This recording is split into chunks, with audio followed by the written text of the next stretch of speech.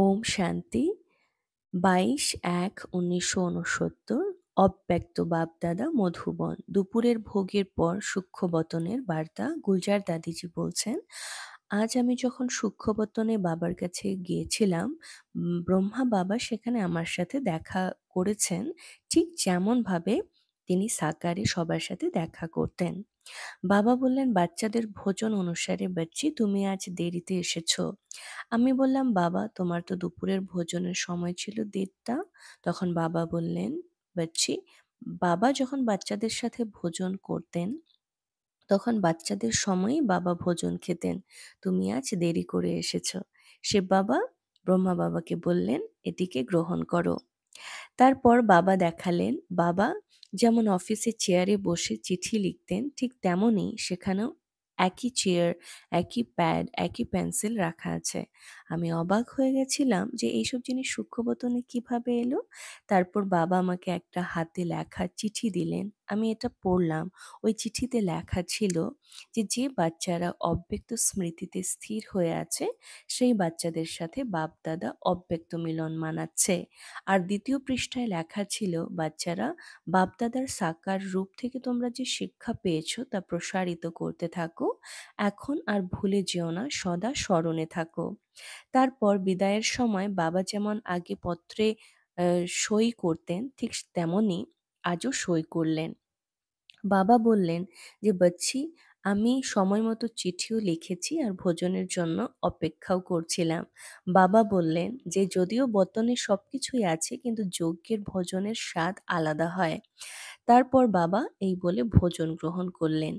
আমি যখন আসছিলাম তখন বাবা আমাকে একটা দৃশ্য দেখালেন। দেখালেন যে সেখানে একটা সমুদ্র ছিল যার মধ্যে শক্তিশালী ঢেউ উঠছিল, খুব শক্তিশালী ঢেউ উঠছিল চারদিকে। বাবা বললেন, বাচ্চি, এবার তুমি এই সমুদ্রের মাঝখানে যাও। এত শক্তিশালী ঢেউয়ের মাঝখানে কিভাবে যাব তা নিয়ে আমি চিন্তিত হতে লাগলাম। তারপর শেষে বাবার আদেশ অনুযায়ী পা রাখলাম। আমি যেখানেই পা রাখলাম তৎক্ষণাৎ ঢেউগুলো শান্ত হতে শুরু করলো।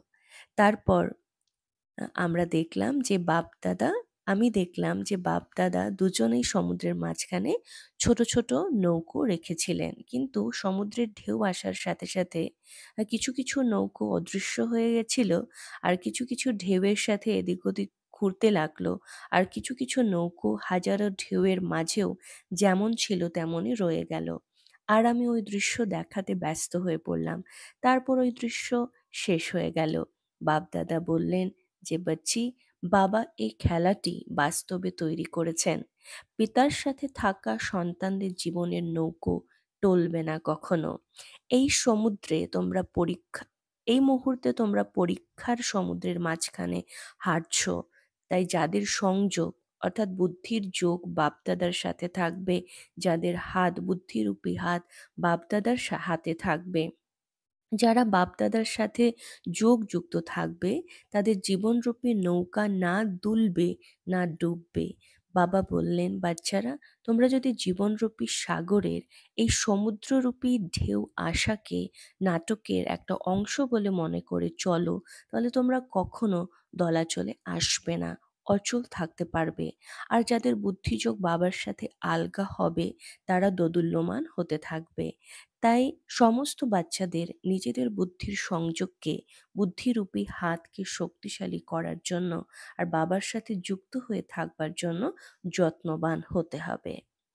ওম শান্তি।